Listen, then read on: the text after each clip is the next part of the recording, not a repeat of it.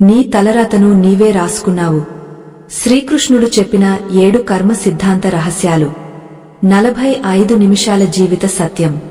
మీరు ఈ క్షణం వరకు నమ్ముతున్న అబద్ధాలని పటాపంచలు కాబోతున్నాయి.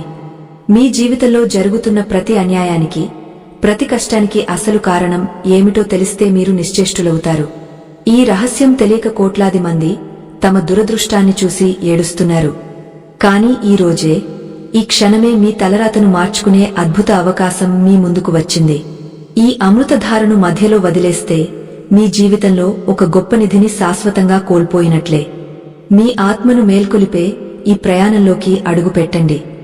జనన మరణాల సుడిగుండంలో కొట్టుమిట్టాడుతున్న ఓ మానవుడా, నీ కన్నిటి వెనుక ఉన్న రహస్యం నీకు తెలుసా?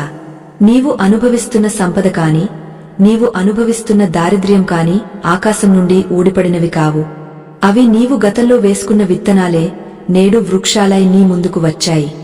పరమాత్మ శ్రీకృష్ణుడు కురుక్షేత్ర రణరంగంలో అర్జునుడికి బోధించిన పరమ సత్యమే ఈ కర్మ సిద్ధాంతం. అది కేవలం ఒక సిద్ధాంతం కాదు, ఈ విశ్వాన్ని నడిపించే ఒక అమోఘమైన చట్టం. ఆ చట్టం నుండి ఏ దేవత కాని, ఏ దానవుడు కాని తప్పించుకోలేరు. నీవు చేసే ప్రతి చిన్న పని, నీవు ఆలోచించే ప్రతి ఆలోచన నీ భవిష్యత్తును చెక్కుతున్నాయి. కర్మ అంటే కేవలం పని చేయడం మాత్రమే కాదు, అది ఒక శక్తి స్వరూపం. మనం చేసే ప్రతి క్రియ ఈ విశ్వంలో ఒక ప్రతిక్రియను పుట్టిస్తుంది. ఒక కొలనులో రాయి వేస్తే అలలు ఎలా వస్తాయో, నీ కర్మలు కూడా కాలప్రవాహంలో అలలను సృష్టిస్తాయి. ఆ అలలు తిరిగే నీ తీరాన్నే చేరుతాయి అన్నది జగమెరిగిన సత్యం. మన పూర్వీకులు, ఉపనిషత్తులు ఈ రహస్యాన్ని ఎంతో లోతుగా వివరించాయి.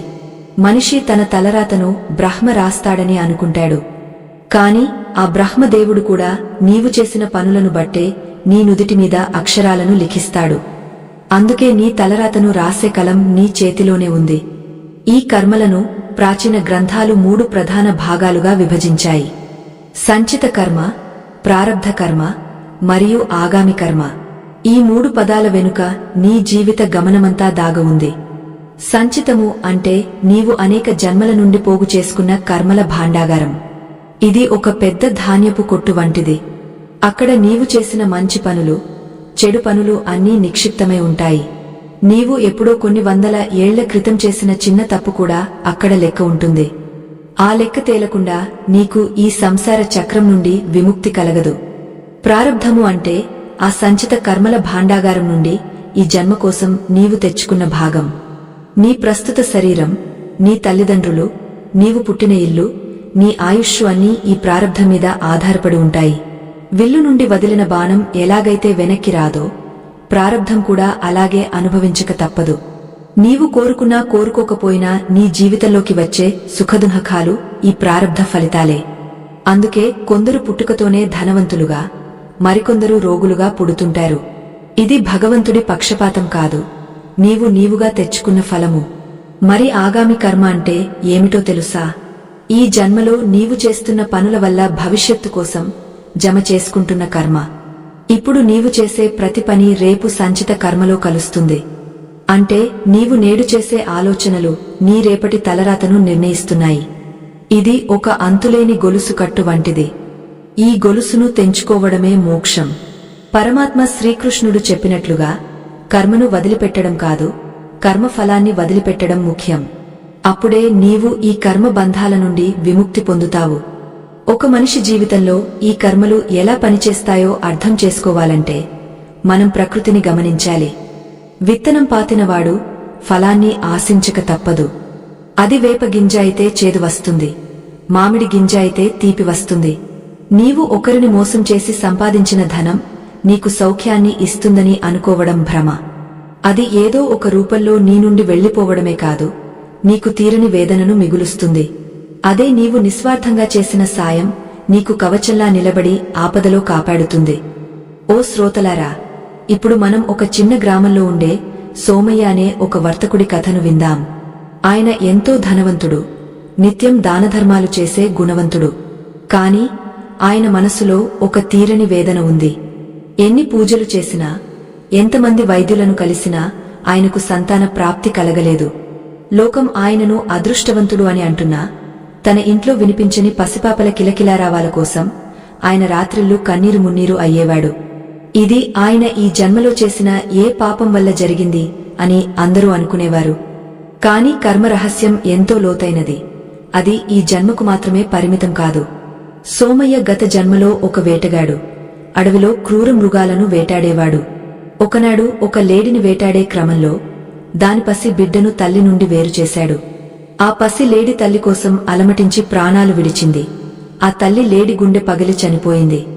ఆనాడు ఆ మూగ జీవుల కన్నీరు నేడు సోమయ్య జీవితంలో సంతానహీనతగా పరిణమించింది. మనం చేసిన ఏ చిన్న జీవ హింస అయినా కాలం గడిచాక మనల్ని వెతుక్కుంటూ వస్తుంది. భగవంతుడు పక్షపాతి కాదని చెప్పడానికి సోమయ్య జీవితమే ఒక నిదర్శనం. ఆయన ఈ జన్మలో చేస్తున్న పుణ్యం ఆయనకు ధనాన్ని, గౌరవాన్ని ఇస్తోంది. కాని గతంలో చేసిన ఆ జీవ హింస ఫలితాన్ని ఆయన అనుభవించక తప్పడం లేదు. పుణ్యం పుణ్యమే, పాపం పాపమే. ఒకటి మరొక దానిని పూర్తిగా తుడిచివేయదు. ఒక చేత్తో మిరపకాయ తింటూ మరో చేత్తో పంచదార తింటే నాలుకకు కారం మరియు తీపి రెండూ తెలుస్తాయి. కర్మ కూడా సరిగ్గా అలాగే పనిచేస్తుంది అని శ్రీకృష్ణ పరమాత్మ బోధించారు. ఇప్పుడు మనం లక్ష్మి అనే ఒక పేద యువతి గురించి తెలుసుకుందాం. ఆమె ఎంతో సౌమ్యురాలు, భక్తిపరురాలు, ఇతరులకు సహాయం చేయడంలో ముందుంటుంది. కాని ఆమెకు నిత్యం అవమానాలు, దారిద్ర్యం వెన్నాడుతూనే ఉన్నాయి. అందరూ ఆమెను చూసి జాలి పడతారు కాని ఎవరూ ఆమె కష్టాన్ని తీర్చలేరు. లక్ష్మి మనసులో ఎప్పుడూ ఒకటే ప్రశ్న మెదులుతుంది. నేను ఎవరికీ ఏ కీడు చేయలేదు కదా, మరి నాకే ఎందుకు ఈ కష్టాలు అని. ఆమె తలరాతలో ఇన్ని కన్నీళ్లు ఎందుకు ఉన్నాయో గ్రహించలేక ఆమె కృశించిపోయేది. లక్ష్మి గత జన్మలో ఒక అహంకారమున్న మహారాణి. ఆమె తన అందం మీద, ఐశ్వర్యం మీద ఉన్న గర్వంతో పేదవారిని కించపరిచేది. చిరిగిన బట్టలు వేసుకున్న వారిని చూసి హేళన చేసేది. వారిని తన సభ నుండి గెంటేసేది. ఆనాడు ఆమె ప్రదర్శించిన అహంకారం, ఇతరుల మనసును గాయపరిచిన తీరు నేడు ఆమెను దారిద్ర్యంలోకి నెట్టింది. నేడు ఆమె పడుతున్న ప్రతి అవమానం ఆనాడు ఆమె ఇతరులకు పంచిన అవమానానికి ప్రతిబింబం మాత్రమే. కాలచక్రం తిరుగుతూనే ఉంటుంది. మనం ఎవరికైతే అన్యాయం చేస్తామో అదే అన్యాయం మన దరి చేరుతుంది. ఈ ఉదాహరణలు చూస్తుంటే మనకు అర్థమయ్యేది ఒకటి ఉంది: ప్రారబ్ధ కర్మను ఎవరూ తప్పించుకోలేరు. మన ప్రాచీన గ్రంథాలు చెప్పినట్లుగా జ్ఞాని అయినా అజ్ఞాని అయినా తన ప్రారబ్ధాన్ని అనుభవించాల్సిందే. ఒక గొప్ప పండితుడు ఉన్నాడనుకోండి. ఆయనకు సకల శాస్త్రాలు తెలుసు, ఎంతో మందికి ధర్మ బోధ చేస్తాడు. కాని ఆయన పుట్టుకతోనే అంధుడు కావచ్చు. ఆయన జ్ఞానం ఆయనకు మానసిక శాంతిని ఇస్తుందే తప్ప ఆయన శరీరానికి ఉన్న అంధత్వాన్ని తొలగించలేదు. ఎందుకంటే ఆ అంధత్వం ఆయన గత కర్మల ఫలితం. పరమాత్మ అర్జునుడితో అంటాడు, పార్థ, నీవు చేసే కర్మల పట్ల నీకు అధికారముంది కాని ఫలితం మీద లేదు అని. దీని అర్థమేమిటంటే మనం బాధ్యతాయుతంగా పనులు చేయాలి కాని అవి ఇచ్చే ఫలితాలను మనం శాసించలేము. సోమయ్య కాని లక్ష్మి కాని తమ కష్టాలకు కుంగపోకుండా అవి తమ కర్మ ఫలితాలని గ్రహించి తట్టుకునే శక్తిని పెంపొందించుకోవాలి. కర్మలను అనుభవించడం ద్వారా మాత్రమే ఆ రుణపత్రం చించివేయబడుతుంది. అప్పుడే ఆత్మ పరిశుద్ధమై భగవంతుడికి దగ్గరవుతుంది. మన జీవితంలో ఎదురయ్యే వ్యక్తులు కూడా మన కర్మ బంధాల వల్లే వస్తుంటారు. నీకు అత్యంత ప్రీతిపాత్రమైన వ్యక్తి నిన్ను మోసం చేస్తున్నాడంటే అది నీ గత జన్మలోని పాత బాకీ అని గుర్తించు. అలాగే నీకు సంబంధం లేని వ్యక్తి వచ్చి నీకు ప్రాణదానం చేస్తున్నాడంటే అది నీ గతంలో చేసిన మేలుకు ప్రతిఫలం. ఈ ప్రపంచంలో ఏ సంఘటన అనుకోకుండా జరగదు. ప్రతి దాని వెనుక ఒక లెక్క ఉంటుంది. ఆ లెక్కను సరిగ్గా వేయగలిగేది కేవలం ఆ పరమేశ్వరుడు మాత్రమే. మన కర్తవ్యం మన ధర్మాన్ని నిర్వహించడమే. ఒక యోగ కథను వింటే మనకు కర్మగతి మరింత స్పష్టంగా తెలుస్తుంది. ఆయన ఎన్నో ఏళ్లుగా హిమాలయాల్లో తపస్సు చేస్తున్నాడు. ఒకరోజు ఒక తేలు వచ్చి ఆయనను కుట్టింది. ఆ నొప్పితో ఆయన విలవిలలాడిపోయాడు. అప్పుడు ఆయన శిష్యుడు అడిగాడు, గురువుగారు, మీరు ఇంతటి గొప్ప యోగులు కదా, మీకు కూడా ఈ నొప్పి ఎందుకు అని. అప్పుడు ఆ యోగ చిరునవ్వుతో సమాధానమిచ్చాడు, నాయనా, కొన్ని జన్మల క్రితం నేను ఒక అమాయకపు ప్రాణిని కావాలని హింసించాను. ఆ కర్మ తాలూకు చిన్న భాగం మిగిలి ఉంది. ఈ తేలుకాటుతో అది నేటితో ముగసిపోయింది అని. అంటే కర్మల నుండి తపస్సు కూడా మనల్ని కాపాడదు, కాని కర్మలను భరించే స్థితప్రజ్ఞతను ఇస్తుంది. మనం చేసే ప్రతి ఆలోచన ఒక బీజం లాంటిది. ఆ బీజం మన మనసు అనే భూమిలో నాటబడుతుంది. అది ఎప్పుడు మొలకెత్తుతుందో మనకు తెలియదు కాని అది ఖచ్చితంగా వృక్షం అవుతుంది.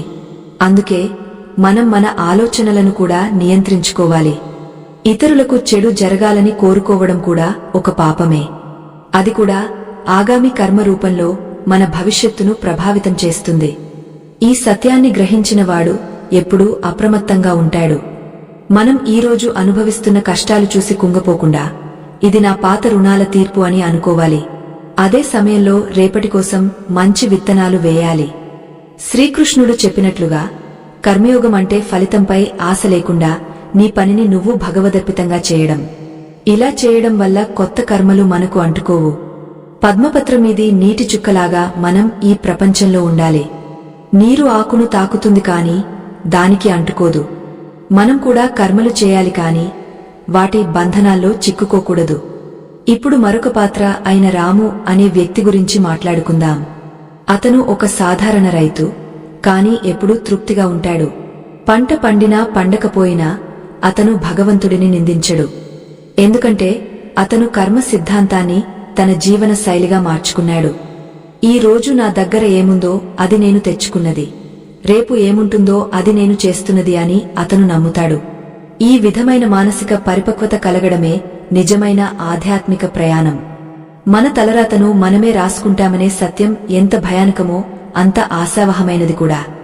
భయానకం ఎందుకంటే మనం చేసిన తప్పులకు శిక్ష తప్పదని తెలుస్తుంది. ఆశావహం ఎందుకంటే మన భవిష్యత్తును మనం ఇప్పుడే మార్చుకోవచ్చని అర్థమవుతుంది. మన చేతిలో ఉన్న ఈ క్షణాన్ని మనం సద్వినియోగం చేసుకుంటే రాబోయే కాలం ఎంతో అద్భుతంగా ఉంటుంది. సంచిత కర్మ పెద్ద పర్వతంలా ఉండవచ్చు, కాని జ్ఞానాగ్ని ద్వారా దానిని భస్మం చేయవచ్చని ఉపనిషత్తులు చెబుతున్నాయి. భక్తి, సేవ మరియు జ్ఞానం అనే 3 మార్గాల ద్వారా కర్మబంధాలను సడలించుకోవచ్చు. మన ప్రయాణం ఆ దిశగా సాగాలి. నీవు ఎవరినైనా క్షమించలేకపోతున్నావా?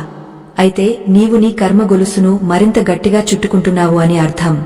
క్షమించడం అంటే అవతలి వారి కోసం కాదు, నీ కర్మ విముక్తి కోసం. నీవు ఎవరి మీదైనా కోపం పెంచుకుంటే ఆ వ్యక్తితో నీకు ఉన్న రుణానుబంధం కొనసాగుతూనే ఉంటుంది. అది మళ్లీ వచ్చే జన్మలో మిమ్మల్ని కలిసేలా చేస్తుంది. అందుకే ద్వేషాన్ని వదిలేయాలి, ప్రేమను పంచాలి. అప్పుడే మన ఆత్మ తేలిక పడుతుంది.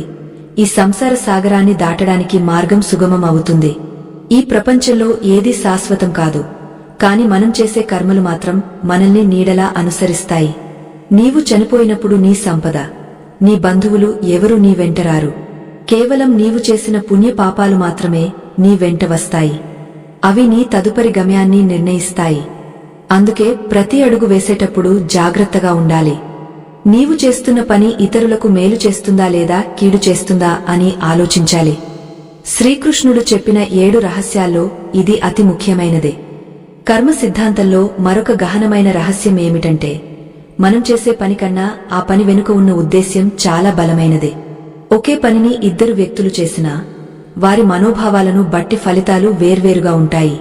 ఒక వైద్యుడు రోగ ప్రాణాలను కాపాడాలని శస్త్రచికిత్స చేస్తాడు, కాని దురదృష్టవశాత్తు ఆ రోగ మరణిస్తాడు. ఇక్కడ వైద్యుడి ఉద్దేశ్యం మంచిది కాబట్టి అతనికి ప్రాణహత్య పాపం చుట్టుకోదు. కాని ఒక హంతకుడు చంపాలనే ఉద్దేశ్యంతో దాడి చేసి ప్రమాదవశాత్తు ఆ వ్యక్తి ప్రాణం కాపాడబడినా హంతకుడికి హింసాత్మక కర్మ ఫలితం దక్కుతుంది. దీనిని బట్టి అర్థం చేసుకోవలసింది ఏమిటంటే భగవంతుడు మన చేతులను కాదు, మన హృదయాలను చూస్తాడు. కర్మ అనేది కేవలం భౌతికమైన క్రియ మాత్రమే కాదు, అది మానసికమైన సంకల్పం కూడా. ఇప్పుడు మనం రాఘవయ్య అనే ఒక జమీందారు కథను తెలుసుకుందాం. ఆయన ఎంతో అట్టహాసంగా ఒక పెద్ద ఆలయాన్ని నిర్మించాడు. ఆలయ స్తంభాల మీద తన పేరు చెక్కించుకున్నాడు. ఊరంతా తనను గొప్ప ధర్మాత్ముడిగా కీర్తించాలని ఆయన ప్రతిక్షణం కోరుకునేవాడు. ఆయన చేసిన దానం వెనుక అహంకారం నిండి ఉంది. అదే గ్రామంలో సీతమ్మ అనే ఒక నిరుపేద వృద్ధురాలు ఉండేది. ఆమెకు ఆలయం కట్టించే స్తోమత లేదు, కాని ప్రతిరోజు అడవికి వెళ్లి అడవి పూలను కోసుకువచ్చి స్వామివారి పాదాల చెంత భక్తితో ఉంచేది. ఆమె మనసులో ఏ కోరిక లేదు, కేవలం ఆ పరమాత్మ మీద ఉన్న అనంతమైన ప్రేమ తప్ప. కాలక్రమేణా ఆ జమీందారు నిర్మించిన ఆలయం శిథిలమైపోయింది. ఆయన పేరు కూడా కాలగర్భంలో కలిసిపోయింది. కాని సీతమ్మ అర్పించిన ఆ చిన్న పువ్వు పరమాత్మ హృదయానికి ఎంతో చేరువైంది. రాఘవయ్య చేసిన పుణ్యం అహంకారంతో నిండి ఉంది. అందుకే అది అతనికి తాత్కాలిక కీర్తిని మాత్రమే ఇచ్చింది. సీతమ్మ చేసిన పని చిన్నదైనా అందులో నిస్వార్థముంది కాబట్టి ఆమెకు శాశ్వతమైన పుణ్య ఫలం లభించింది. అందుకే మనం చేసే ఏ చిన్న సహాయమైనా గర్వం లేకుండా చేయాలి. ఎదుటివారు మనకు కృతజ్ఞతలు చెప్పాలని ఆశించడం కూడా ఒక రకమైన బంధనమే అవుతుంది. ప్రతి పనిని భగవంతుడికి అర్పితం చేస్తేనే అది అకర్మగా మారుతుంది. గర్వంతో చేసే పనులు నిన్ను మరిన్ని జన్మల వైపు నడిపిస్తాయి. కర్మగతిలో మరొక చిత్రమేమిటంటే ఉమ్మడి కర్మ లేదా కుటుంబ కర్మ. కొన్నిసార్లు ఒక వ్యక్తి చేసిన తప్పుల ప్రభావం ఆ కుటుంబం అంతటి మీద కనిపిస్తుంది. ఇది వినడానికి అన్యాయంగా అనిపించవచ్చు, కాని ఆ కుటుంబంలో పుట్టడం వెనుక కూడా ఒక బలమైన కర్మ కారణముంటుంది. ఒకే నౌకలో ప్రయాణిస్తున్న ప్రయాణికులందరికీ ఆ నౌక ప్రమాదానికి గురైనప్పుడు ఒకే విధమైన భయం కలుగుతుంది. అలాగే ఒక వంశంలో పుట్టినవారు ఆ వంశం యొక్క పూర్వకర్మలను పంచుకుంటారు. ఇప్పుడు మనం ప్రకాష్ అనే యువకుడి ఉదాహరణను తీసుకుందాం.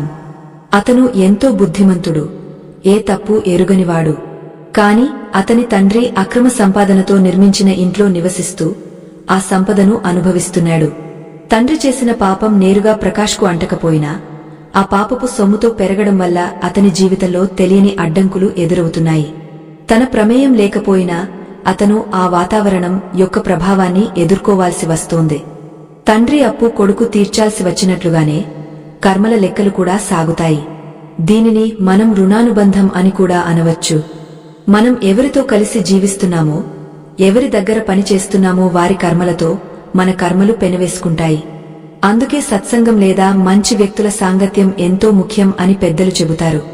నీవు పవిత్రమైన గంగానదిలో స్నానం చేస్తే పుణ్యం వస్తుంది. అదే మురికి కాలువ పక్కన కూర్చుంటే ఆ వాసన నీకు అంటుకుంటుంది.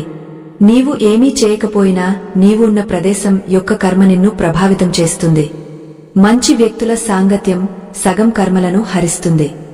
చాలా మంది అడిగే ప్రశ్న ఏమిటంటే, చెడ్డవారు సుఖంగా ఉంటున్నారు, మంచివారు కష్టాలు పడుతున్నారు, ఇదేం న్యాయమని.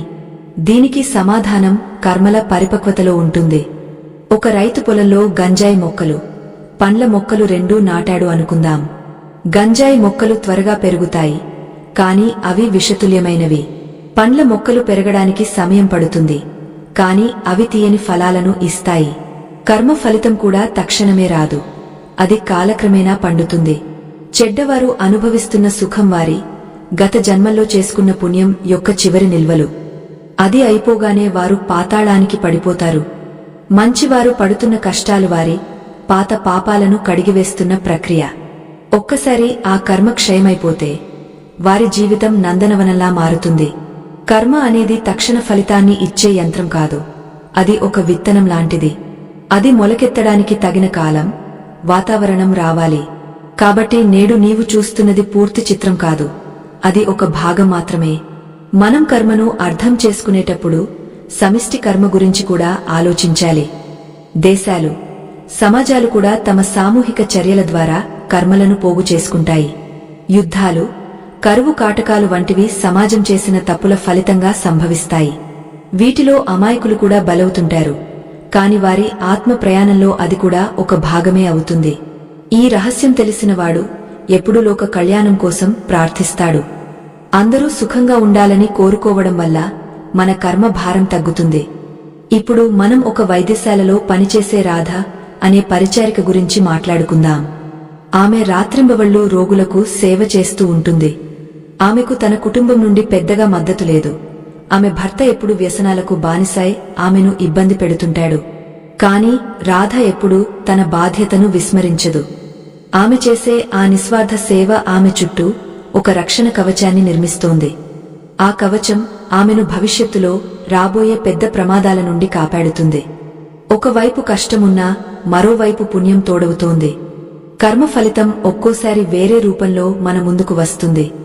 రాధకు ఆమె భర్త ద్వారా కష్టం కలుగుతున్నా ఆమె పిల్లలు మాత్రం ఎంతో విద్యావంతులుగా, సంస్కారవంతులుగా ఎదుగుతున్నారు. ఒక చోట కలిగే లోటు మరొక చోట పూడ్చబడుతుంది. భగవంతుడి గణితం ఎప్పుడూ తప్పు కాదు.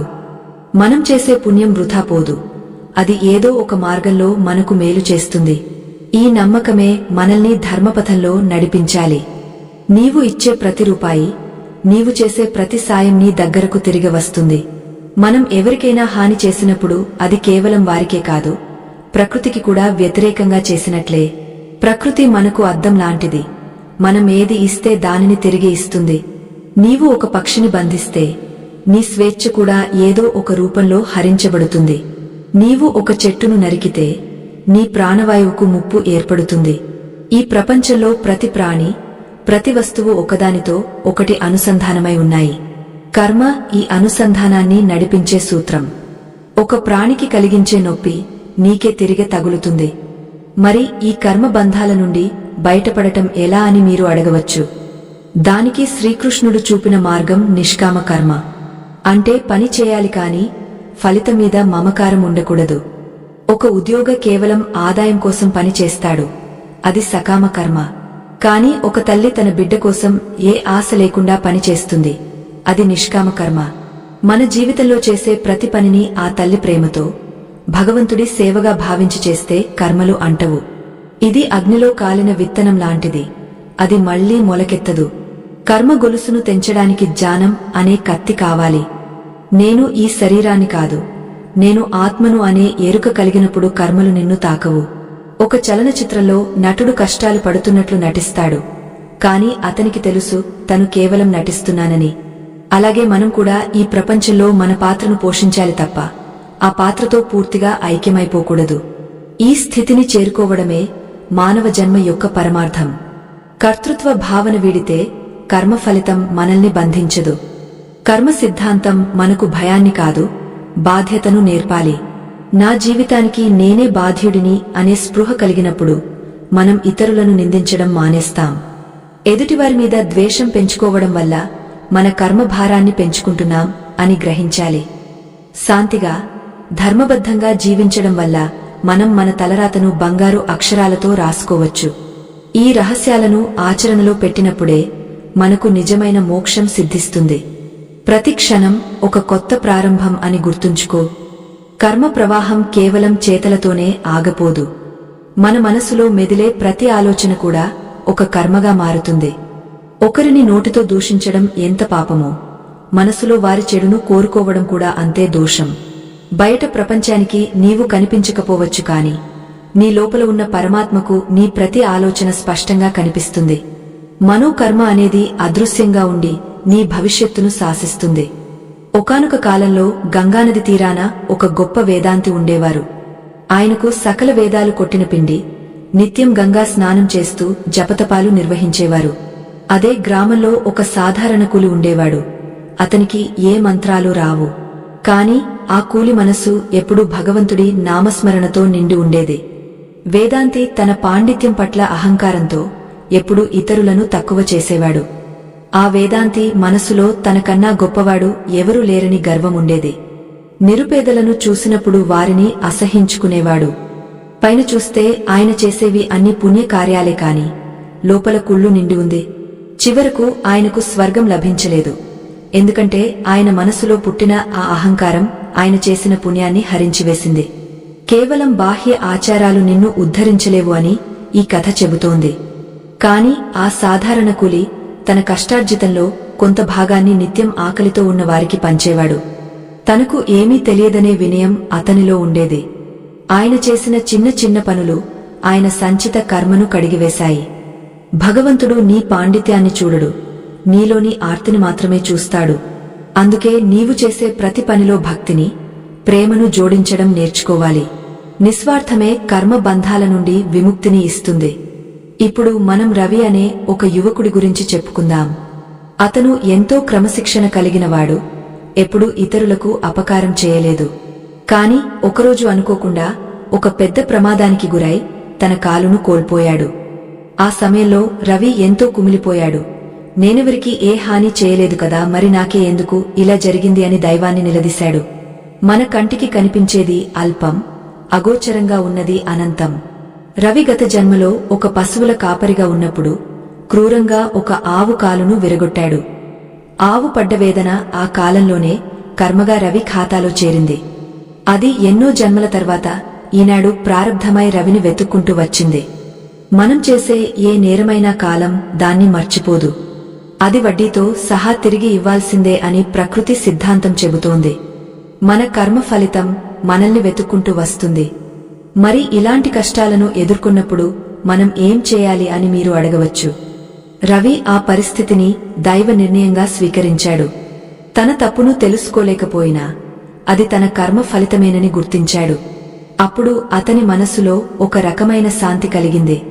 నిరంతరం భగవంతుడిని ప్రార్థించడం వల్ల అతనికి ఆ బాధను తట్టుకునే ధైర్యం లభించింది. ప్రార్థన అనేది కర్మఫలాన్ని మార్చలేకపోవచ్చు కాని దాన్ని భరించే శక్తిని ఇస్తుంది. కొన్నిసార్లు దైవకృప వల్ల ప్రారబ్ధ కర్మ యొక్క తీవ్రత తగ్గుతుంది. ఎలాగంటే నీ తలరాతలో నీకు ఒక పెద్ద శూలం గుచ్చుకోవాలని ఉందనుకోండి. నీవు చేస్తున్న నిరంతర నామస్మరణ వల్ల ఆ శూలం కాస్త ఒక చిన్న ముల్లులా మారి నీకు తగులుతుంది. అంటే కర్మ సిద్ధాంతం ఎంత కఠినమైనదో భగవంతుడి కరుణ అంత దయార్థమైనది. మనం చేసే భక్తి మన కర్మల తీవ్రతను తగ్గస్తుంది. ఇది భగవంతుడు తన భక్తులకు ఇచ్చే వెసులుబాటు. కర్మను ఒక అప్పుగా భావించండి. మనం తీసుకున్న అప్పును తీర్చాల్సిందే. కాని మన ప్రవర్తన బాగుంటే ఆ అప్పు ఇచ్చేవాడు మనకు కొంత రాయితీ ఇవ్వవచ్చు, లేదా వాయిదాల పద్ధతిలో తీర్చే అవకాశం ఇవ్వవచ్చు. భగవంతుడు కూడా అలాగే చేస్తాడు. నీవు పశ్చాత్తాపంతో సన్మార్గంలో నడిస్తే నీ పాప ఫలాన్ని అనుభవించే సమయంలో ఆయన నీకు అండగా నిలబడతాడు. అందుకే ఎప్పుడూ ధర్మాన్ని విడవకూడదు. మనం చేసే దానధర్మాలు ఆగామి కర్మను శుద్ధి చేస్తాయి. ఆకలితో ఉన్నవారికి అన్నం పెట్టడం, దాహంతో ఉన్నవారికి నీరు ఇవ్వడం వంటివి చిన్నవిగా అనిపించవచ్చు. కాని అవి నీ ఆత్మ చుట్టూ ఉన్న మాలిన్యాన్ని తొలగస్తాయి. ₹1 నిస్వార్థంగా దానం చేస్తే అది నీకు కొన్ని కోట్ల రెట్ల పుణ్యాన్ని ప్రసాదిస్తుంది. ప్రకృతి ఎప్పుడూ ఎవరికీ అప్పు ఉండదు. నీవు ఇచ్చేది నీకు తిరిగి వస్తుంది. చాలా మంది తమ జీవితంలో జరిగే పొరపాట్లకు గ్రహాలను, జాతకాలను నిందిస్తారు. కాని గ్రహాలు కేవలం నీ కర్మ ఫలితాలను సూచించే గడియారపు ముల్లులు మాత్రమే. ఆ ముల్లులు తిరగడానికి కారణం నీవే, నీ కర్మలే. నీ కర్మ బలహీనంగా ఉన్నప్పుడు ఏ గ్రహం నిన్ను కాపాడలేదు. అదే నీ కర్మ బలం పుణ్యంతో నిండి ఉంటే ఏ గ్రహము నిన్ను ఏమీ చేయలేదు. నీ భవిష్యత్తుకు నీవే రూపశిల్పివి అని గుర్తించు. అందుకే ఓ మానవుడా, నీవు చేసే ప్రతి పనిలో దైవత్వాన్ని వెతుక్కో. మనుషులను ప్రేమించడం నేర్చుకో. మూగజీవుల పట్ల దయ చూపించు. నీ తలరాతను రాసే బ్రహ్మదేవుడి కలంలో సిరా నీ కర్మలే. ఆ సిరా స్వచ్ఛమైనదిగా ఉంటే నీ తలరాత అద్భుతంగా ఉంటుంది. ఈ సత్యాన్ని గ్రహించిన రోజే నీకు నిజమైన జ్ఞానోదయం కలిగినట్లు. కర్మబంధాల నుండి విముక్తి పొందే దిశగా నీ అడుగులు సాగాలి. శ్రీకృష్ణ పరమాత్మ గీతలో ఒక గొప్ప మాట చెప్పారు. యోగక్షేమం వహామ్యహం అని. అంటే ఎవరైతే నన్నే శరణు వేడుతారో వారి బాధ్యతను నేనే చూసుకుంటాను అని. కర్మ సిద్ధాంతం నీకు ఫలితాన్ని ఇస్తే శరణాగతి నీకు మోక్షాన్ని ఇస్తుంది. కర్మల వలయంలో చిక్కుకోకుండా ఉండాలంటే చేసే ప్రతి పనిని ఆయన పాదాల వద్ద ఉంచాలి. అప్పుడు ఆ కర్మ ఫలితం నీకు అంటదు. నీవు స్వేచ్ఛాజీవివి అవుతావు. ఈ అనంతమైన కాల ప్రవాహంలో మనం ఎన్నో జన్మలు ఎత్తాం. ప్రతి జన్మలోనూ కొన్ని బంధాలను, కొన్ని రుణాలను పెంచుకున్నాం. ఆ రుణాలను తీర్చుకోవడమే ఈ జీవితం. ఎవరు మనల్ని దూషించినా, ఎవరు మనల్ని పొగడినా అది అంతా మన కర్మ ప్రవాహమే అని భావించాలి. నిందలు వచ్చినప్పుడు కృంగపోకూడదు. ప్రశంసలు వచ్చినప్పుడు ఉప్పొంగపోకూడదు.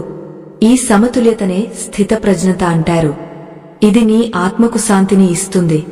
మనం నడిచే దారిలో ముళ్ళు ఉన్నాయంటే అవి మనం గతంలో చల్లినవే అని గుర్తుంచుకోవాలి. ఇప్పుడు మనం పూల మొక్కలు నాటితే మన తర్వాత వచ్చే తరానికి లేదా మన తదుపరి జన్మకు ఆ దారి సుగమం అవుతుంది. కర్మ సిద్ధాంతం మనకు ఓర్పును నేర్పిస్తుంది. కష్టాలు వచ్చినప్పుడు ఇది నా పాత రుణాల తీర్పు అని అనుకోవడం వల్ల మనసు తేలిక పడుతుంది. ఆ శాంతి మనల్ని ఉన్నత శిఖరాలకు చేరుస్తుంది. ఓ శ్రోతలారా, ఇప్పుడు మనం కర్మ సిద్ధాంతంలోని 5వ పరమ రహస్యాన్ని తెలుసుకుందాం. అది ఏమిటంటే మనం చేసే ప్రతి పనికి ఒక కాలపరిమితి ఉంటుంది. కొన్ని కర్మలు తక్షణమే ఫలితాన్ని ఇస్తాయి. మరికొన్ని ఫలితాన్ని ఇవ్వడానికి దశాబ్దాలు లేదా జన్మలు పడతాయి. దీనిని అర్థం చేసుకోవడానికి ఒక చిన్న ఉదాహరణ చెప్పుకుందాం. నీవు ఒక నిప్పు కణికను ముట్టుకుంటే నీ చేయి వెంటనే కాలుతుంది. ఇది తక్షణ కర్మఫలం. కాని నీవు ఒక మామిడి జీడిని నాటితే అది పండ్లు ఇవ్వడానికి ఎన్నో ఏళ్లు పడుతుంది. అలాగే మనం చేసే పుణ్యపాపాలు కూడా వాటి స్వభావాన్ని బట్టి ఫలితాన్ని ఇస్తాయి. ఇప్పుడు మనం సావిత్రి అనే ఒక ఇల్లాలు గురించి మాట్లాడుకుందాం. ఆమె భర్త ఎంతో కఠినమైనవాడు. నిత్యం ఆమెను వేధిస్తూ ఉండేవాడు. అయినప్పటికీ సావిత్రి తన ధర్మాన్ని వదల్లేదు. ఓర్పుతో తన బాధ్యతలను నెరవేర్చేది. ఆమె పడుతున్న వేదన చూసి ఊరి జనం జాలిపడేవారు. దేవుడు ఇంతటి ఉత్తమురాలికి ఎందుకు ఇలాంటి కష్టాన్ని ఇచ్చాడు అని అందరూ ఆశ్చర్యపోయేవారు. సావిత్రి గత జన్మలో ఒక ధనవంతురాలు. కాని ఆమె తన అధికారాన్ని ఉపయోగించి ఎంతో మంది పేద ఇల్లాళ్లను కష్టపెట్టింది. తన కింద పనిచేసే వారి పట్ల దయ లేకుండా ప్రవర్తించింది. ఆనాడు ఆమె చేసిన ఆ కర్మ నేడు ఆమె భర్త రూపంలో ఆమెను వేధిస్తోంది. కాని సావిత్రి ఈ జన్మలో ప్రదర్శిస్తున్న ఓర్పు, ఆమె చేస్తున్న నిస్వార్థ సేవ ఆమె పాత కర్మలను దగ్ధం చేస్తున్నాయి. అంటే ఆమె తన కష్టాల ద్వారా తన రుణాలను తీర్చుకుంటూ రేపటి కోసం గొప్ప పుణ్యాన్ని పోగు చేసుకుంటోంది. ఓ పుణ్య ఆత్మలారా, ఈ జ్ఞాన ప్రవాహం ఇలాగే కొనసాగడానికి ఈ ధర్మ ప్రచారంలో మీ వంతు భాగస్వామ్యం అందించవలసిందిగా కోరుతున్నాను. మీ ఎదురుగా కనిపిస్తున్న ఆ చిత్రపట్టిక ద్వారా మీరు ఇచ్చే ప్రతి చిరుకానుక కూడా ఆధ్యాత్మిక సందేశాన్ని 10 మందికి చేరవేయడానికి తోడ్పడుతుంది. ఇది కేవలం ధన సహాయం కాదు. ఈ సత్సంగం ద్వారా ఎందరో జీవితాల్లో వెలుగు నింపే ఒక గొప్ప పుణ్యకర్మగా మీ ఖాతాలో చేరుతుంది. మీ మనఃపూర్వక సహకారం ఆధ్యాత్మిక యజ్ఞానికి ప్రాణవాయువు వంటిది. శ్రీకృష్ణ పరమాత్మ బోధించిన ప్రకారం కర్మ అంటే కేవలం బాహ్య ప్రపంచంలో చేసే పనులే కాదు. మన లోపల ఉండే వాసనలు లేదా అలవాట్లు కూడా కర్మ ఫలితాలే. నీవు ఒకే తప్పును పదే పదే చేస్తున్నావంటే నీ గత జన్మలోని సంస్కారాలు నిన్ను ఆ దిశగా నడిపిస్తున్నాయి అని అర్థం. అందుకే మన మనసును ఎప్పుడూ పరిశుద్ధంగా ఉంచుకోవాలి. చెడు ఆలోచనలు రాగానే వాటిని భగవన్నామ స్మరణతో తుడిచివేయాలి. అప్పుడే మనం కొత్త కర్మ బంధాలలో చిక్కుకోకుండా ఉంటాం. మరొక ఉదాహరణగా రంగడు అనే ఒక సాధారణ కూలీని తీసుకుందాం. అతను ఎప్పుడూ అబద్ధం చెప్పడు, ఎవరికీ అన్యాయం చేయడు. ఒకరోజు అతనికి దారిలో ఒక బంగారు ఆభరణం దొరికింది.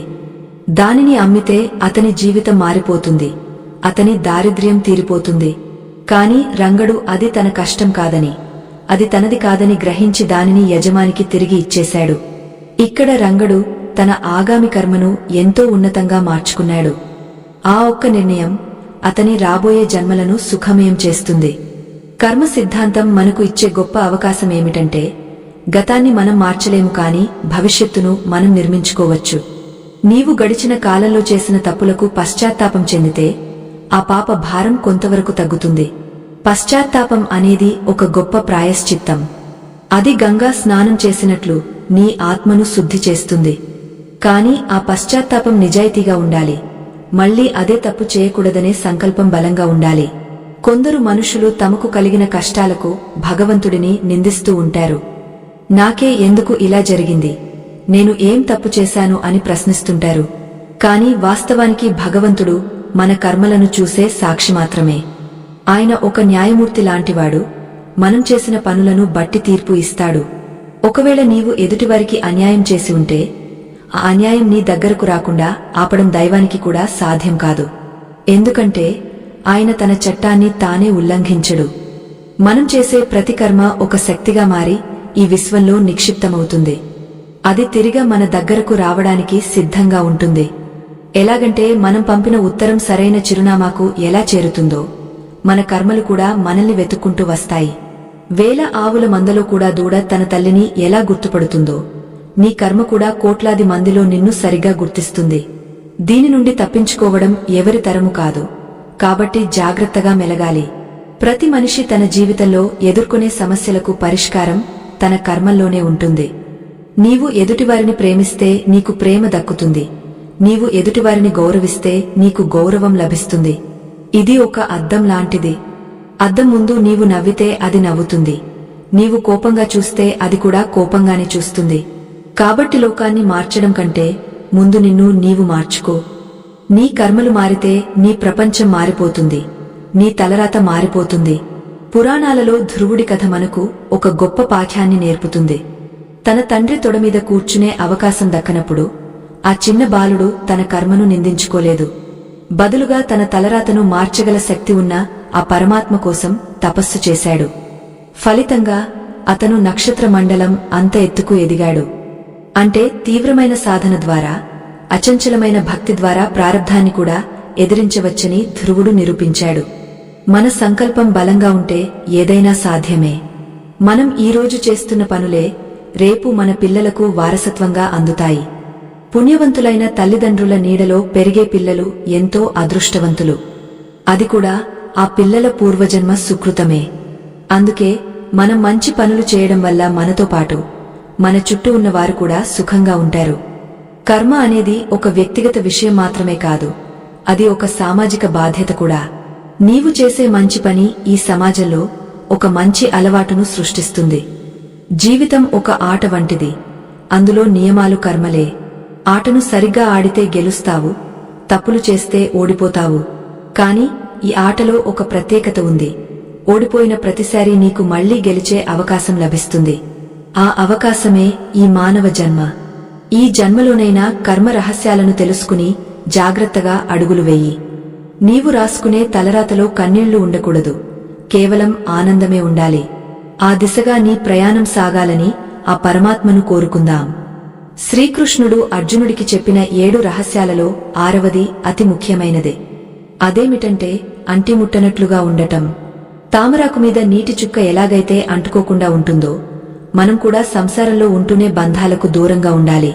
నీవు చేస్తున్న పని నీది కాదు, అది భగవంతుడి ప్రేరణతో జరుగుతోందని భావించాలి. అప్పుడు ఆ కర్మ ఫలితం నిన్ను బంధించదు. ఈ అకర్మ స్థితిని చేరుకోవడమే మానవ జీవిత లక్ష్యం కావాలి. ఓ పుణ్య ఆత్మలారా, కర్మ సిద్ధాంతంలో 6వ పరమ రహస్యం ఎంతో నిగుజ్జమైనది. అదేమిటంటే మన కర్మల ప్రభావం కేవలం మనకే కాకుండా మన చుట్టూ ఉన్న వారికి కూడా ఎలా సంక్రమిస్తుంది అనేది. దీనిని మనం సామాజిక కర్మ అని అంటాం.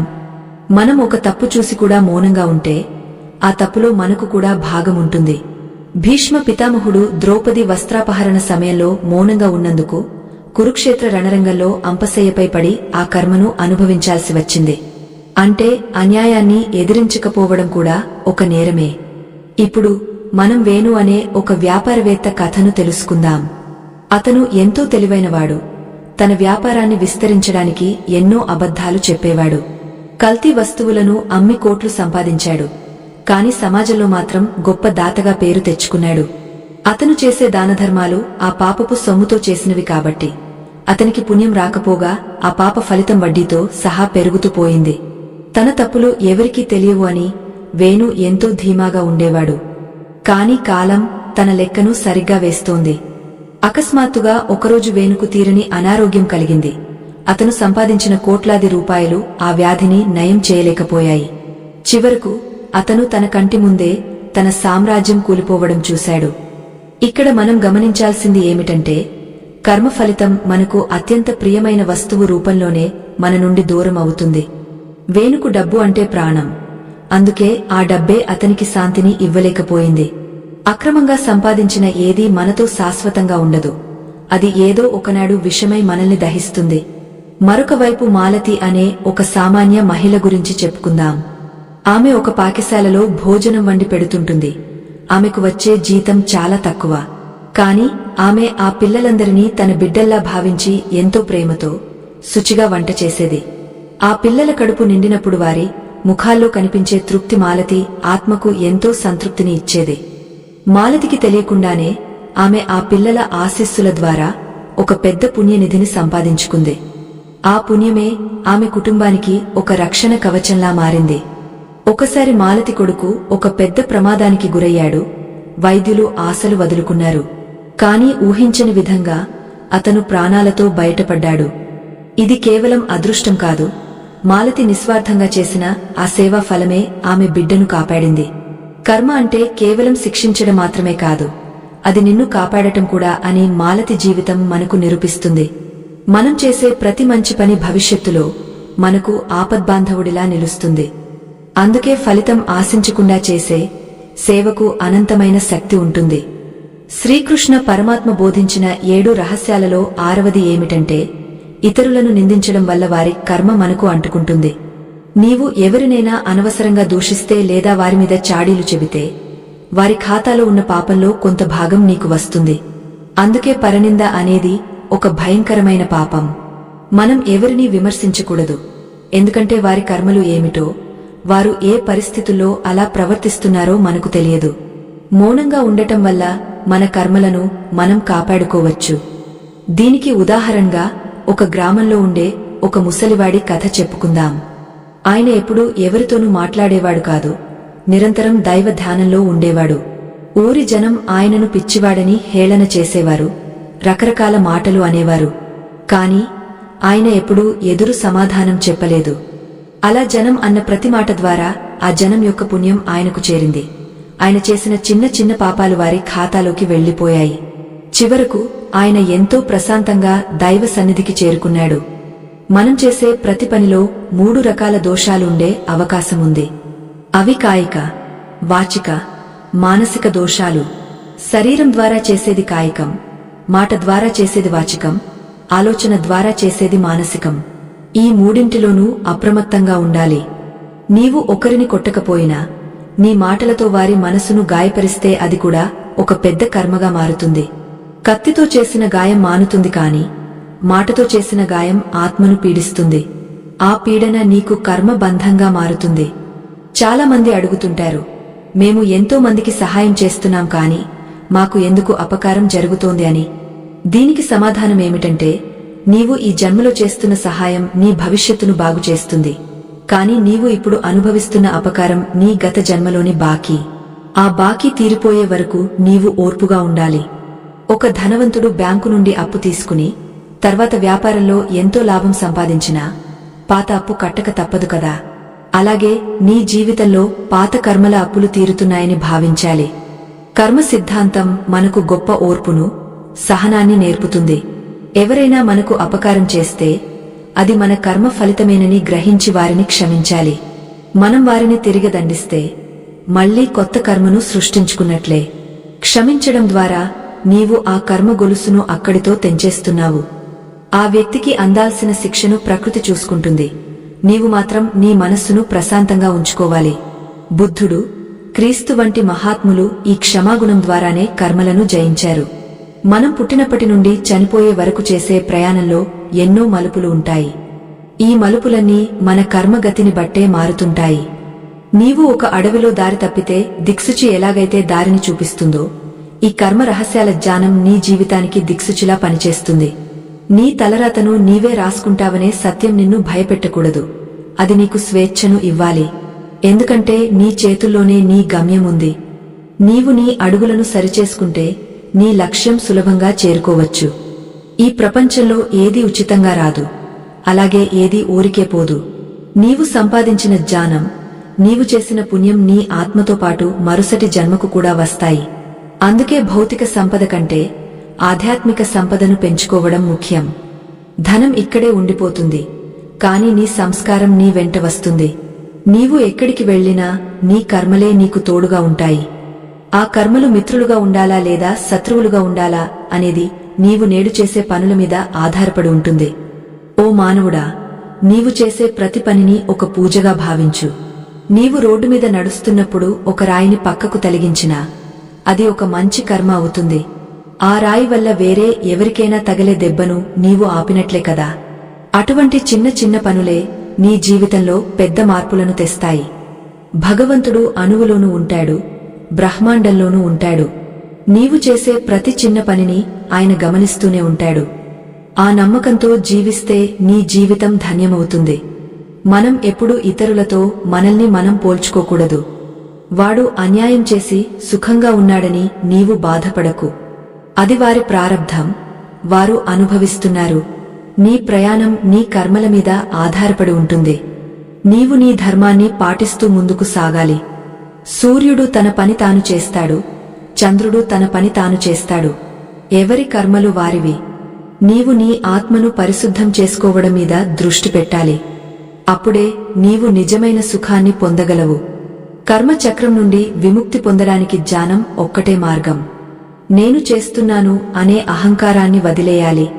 అన్ని పనులు ప్రకృతి గుణాల వల్ల జరుగుతున్నాయని, నేను కేవలం సాక్షిని అని భావించాలి. ఈ భావన కలిగినప్పుడు పుణ్యపాపాలు నిన్ను అంటవు. నీవు ఒక నదిలాగా ప్రవహించాలి. ఏదీ నీకు అంటుకోకూడదు. నదిలోని నీరు ఎప్పుడూ పవిత్రంగా ఉంటుంది, ఎందుకంటే అది ప్రవహిస్తూనే ఉంటుంది. నీ మనసు కూడా కర్మ ఫలితాల మీద మమకారం లేకుండా ప్రవహించాలి. కర్మ గహనమైనది.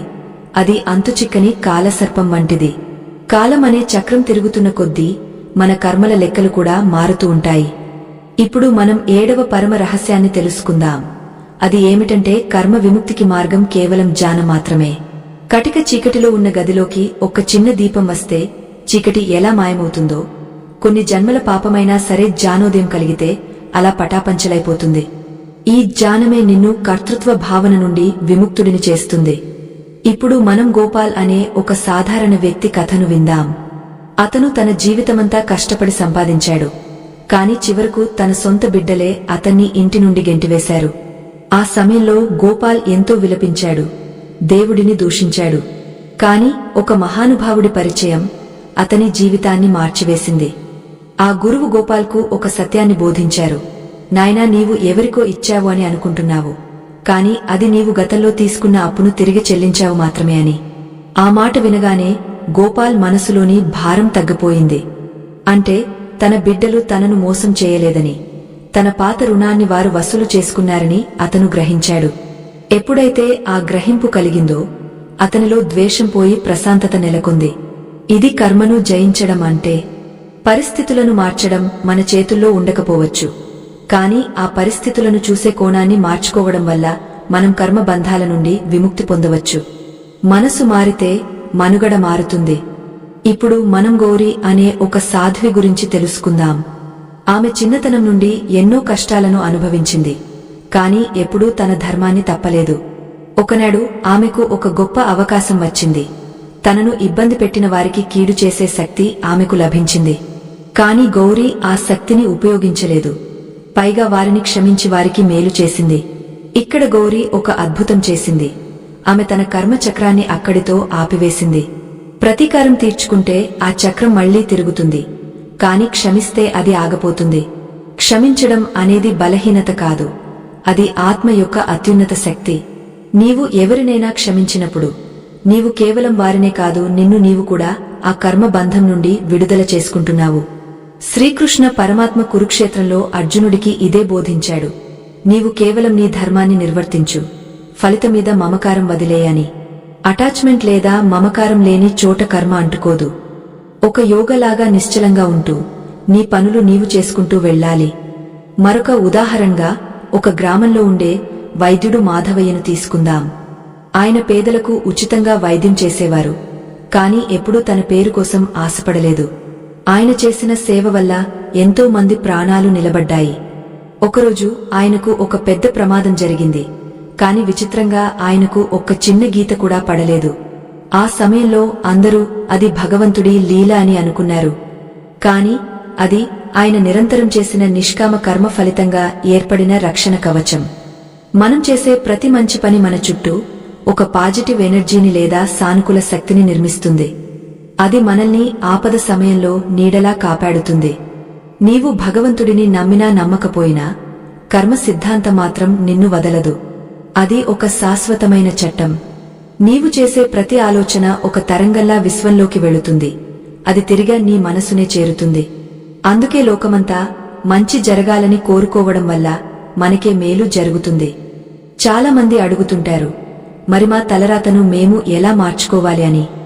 దానికి సమాధానం నీ ప్రస్తుత కర్మల్లో ఉంది. నీవు నేడు చేసే పనులు నీ రేపటి నుదిటి రాతను మారుస్తాయి.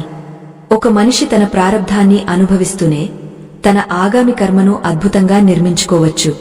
అంటే నీవు నీ గతాన్ని మార్చలేవు, కాని నీ భవిష్యత్తును నీ చేతులతోనే చెక్కుకోవచ్చు. ఇందుకోసం నీకు కావాల్సింది కేవలం ఒకే ఒక సంకల్పం, అదే ధర్మ మార్గంలో నడవడం. శ్రీకృష్ణుడు చెప్పినట్లుగా కర్మలలో అకర్మను చూసేవాడే నిజమైన జ్ఞాని. అంటే పని చేస్తూ కూడా నేను చేయడం లేదు, అంతా ఆ పరమాత్మే చేయిస్తున్నాడు అనే భావన కలిగి ఉండాలి. అప్పుడు నీవు చేసే ప్రతి పని ఒక యజ్ఞంలా మారుతుంది. యజ్ఞం చేసినప్పుడు ఎలాగైతే పవిత్రత కలుగుతుందో నీ జీవితం కూడా అలాగే పవిత్రమవుతుంది. పాపపు ఆలోచనలు నీ దరి చేరవు. నీవు నిత్య ఆనందంలో ఓలలాడుతావు. ఈ స్థితిని పొందడమే మానవ జన్మ సార్థకత.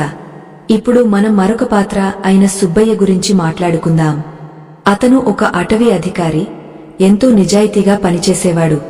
తన విధి నిర్వహణలో ఎన్నో అడ్డంకులు ఎదురైనా అతను లొంగలేదు. తనను బెదిరించిన వారిని కూడా అతను దయతోనే చూశాడు. చివరకు అతను పదవీ విరమణ చేసినప్పుడు ఆ అడవిలోని జంతువులు కూడా అతనికి వీడ్కోలు చెబుతున్నట్లుగా శాంతంగా కనిపించాయి. అంటే నీవు చూపే ప్రేమ కేవలం మనుషులకే కాదు, ప్రకృతికి కూడా అందుతుంది. నీవు ప్రకృతికి ఏమి ఇస్తే ప్రకృతి నీకు అది తిరిగి ఇస్తుంది. నీవు మొక్కలను నాటితే అది నీకు ఆక్సిజన్ను ఇస్తుంది. నీవు నీటిని పొదుపు చేస్తే అది నీ దాహాన్ని తీరుస్తుంది. అలాగే నీవు ప్రేమను పంచితే నీకు అనంతమైన ప్రేమ లభిస్తుంది.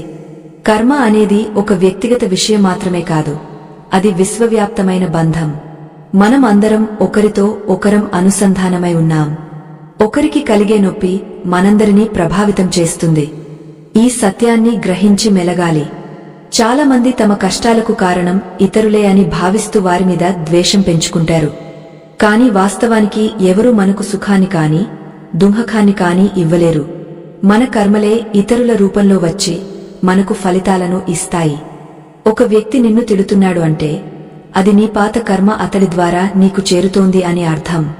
అప్పుడు నీవు అతని మీద కోపపడకుండా నీ కర్మ తీరిపోయినందుకు సంతోషించాలి. ఈ విధమైన ఆలోచనా విధానం నీకు మనశ్శాంతిని ఇస్తుంది. పురాణాలలో అంబరీషుడి కథ మనకు ఇదే నేర్పుతుంది. దుర్వాస మహర్షి ఆయనను శపించాలని చూసినా అంబరీషుడు నిశ్చలంగా తన ధర్మాన్ని పాటించాడు. ఫలితంగా ఆ పరమాత్మ సుదర్శన చక్రమే అంబరీషుడికి రక్షణగా నిలిచింది. అంటే నీవు ధర్మంగా ఉన్నప్పుడు విశ్వమే నీకు అండగా నిలుస్తుంది. లోకమంతా నీకు వ్యతిరేకమైనా నీ కర్మ బలం పుణ్యంతో నిండి ఉంటే నిన్ను ఏ శక్తి ఏమీ చేయలేదు. అందుకే ఎప్పుడూ ధర్మం వైపే నిలబడాలి. జీవితం ఒక నిరంతర పాకశాల. అందులో ప్రతి సంఘటన ఒక పాణ్యం. నీవు నేర్చుకునే వరకు ఆ పాణ్యం నీకు మళ్లీ మళ్లీ ఎదురవుతూనే ఉంటుంది. నీవు ఎవరినైనా మోసం చేస్తే నీవు మోసపోయే వరకు ఆ పాణ్యం నీ జీవితంలో పునరావృతమవుతుంది. అందుకే తప్పును తెలుసుకుని సరిదిద్దుకోవడం ముఖ్యం. ఒకసారి చేసిన తప్పును మళ్లీ చేయకపోవడమే నిజమైన ప్రాయశ్చిత్తం. దైవం ఎప్పుడూ క్షమించడానికి సిద్ధంగా ఉంటాడు, కాని నీవు మారడానికి సిద్ధంగా ఉండాలి. ఓ మానవుడా, నీవు చేసే ప్రతి పనిలో భగవంతుడిని చూడటం నేర్చుకో. నీవు ఒక పేదవాడికి అన్నం పెడుతున్నప్పుడు అది ఆ పరమాత్మకే పెడుతున్నట్లుగా భావించు. నీవు ఒక రోగికి సేవ చేస్తున్నప్పుడు అది ఆ శ్రీకృష్ణుడికే చేస్తున్నట్లుగా తలచు. అప్పుడు నీ అహంకారం నశిస్తుంది, నీ ఆత్మ ప్రకాశిస్తుంది. కర్మబంధాల నుండి విముక్తి పొంది మోక్ష మార్గంలో పయనించడానికి ఇదే అత్యంత సులభమైన మార్గం. ఈ ప్రయాణంలో నీవు ఒంటరివి కావు, ఆ పరమాత్మ నీతోనే ఉన్నాడు. ఓ పుణ్యమూర్తులారా, మనం ఈ అద్భుతమైన జ్ఞాన ప్రయాణంలో చివరి ఘట్టానికి చేరుకున్నాం. ఈ 8వ భాగంలో శ్రీకృష్ణ పరమాత్మ బోధించిన అత్యంత రహస్యమైన పరమ పవిత్రమైన 7వ కర్మ సిద్ధాంతాన్ని మనం ఆవిష్కరించుకోబోతున్నాం. అది ఏమిటంటే సర్వశరణాగతి. అంతులేని కర్మల సుడిగుండం నుండి బయటపడటానికి ఉన్న ఏకైక మార్గం ఆ పరమాత్మ పాదాల చెంత మన అహాన్ని సమర్పించడం. నీవు ఏ పని చేసినా అది నీవు చేయడం లేదని, ఆయనే నీ ద్వారా చేస్తున్నాడనే భావన కలిగి ఉండటమే మోక్షానికి రాజమార్గం. ఇప్పుడు మనం 10 మంది వ్యక్తుల జీవితాల గురించి చెప్పుకున్న ఈ సుదీర్ఘ ప్రయాణంలో చివరిగా 10వ వ్యక్తి అయిన మాధవుడు అనే కట్టెలు కొట్టేవాడి కథను విందాం. అతను ఎంతో పేదవాడు.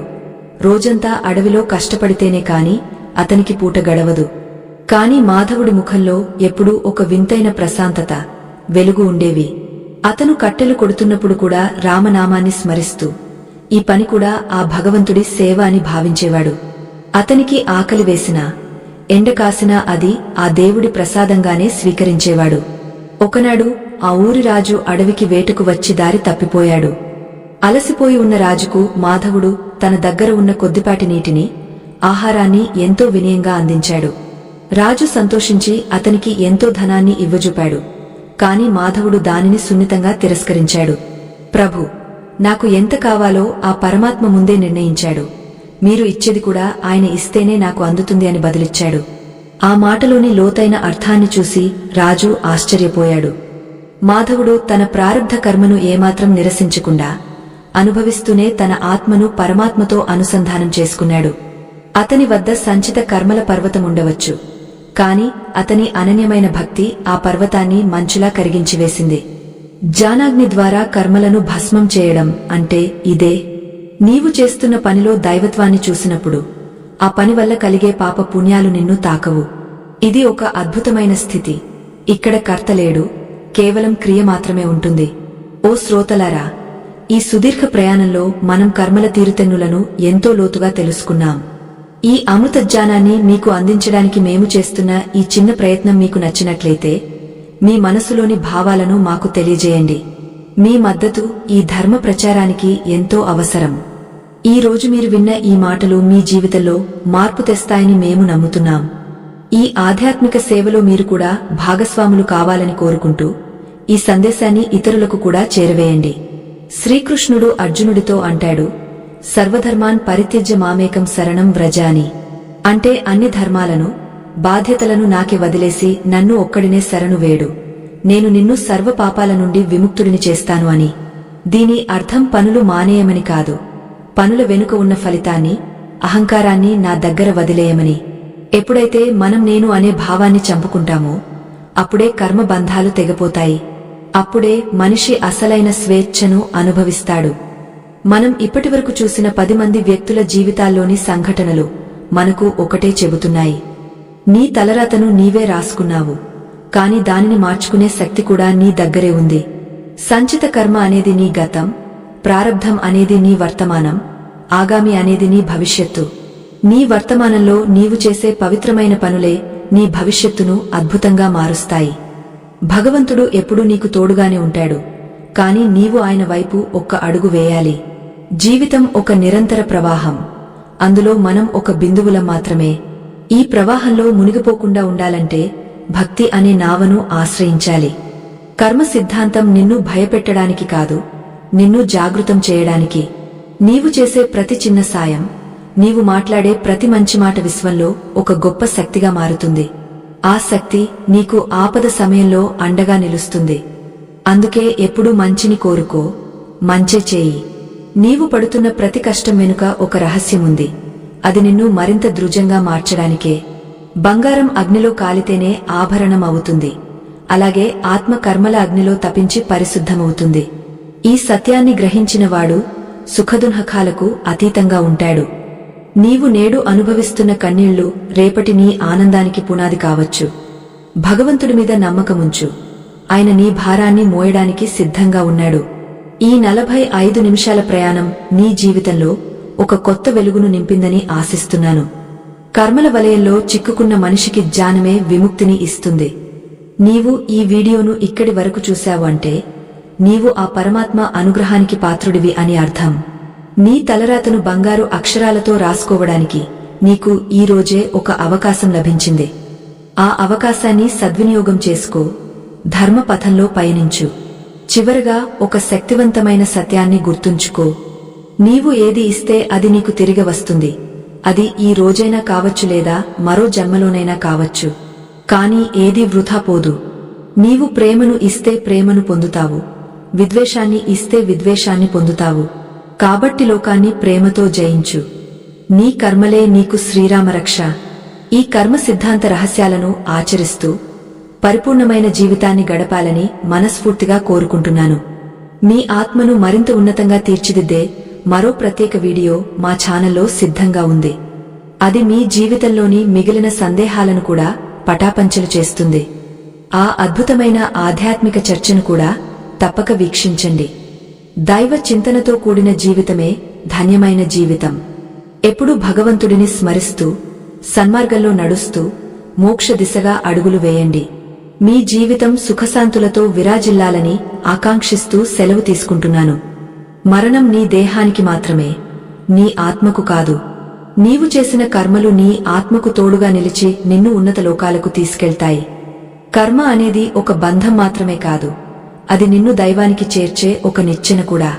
ఆ నిచ్చెనను జాగ్రత్తగా ఎక్కుతూ పరమపద ప్రాప్తిని పొందండి. ఈ విశ్వమంతా ఆ పరమాత్మ స్వరూపమే అని గుర్తిస్తే ఇక నీకు భయం లేదు, బెదురు లేదు. అంతా మంగళమే జరుగుతుంది.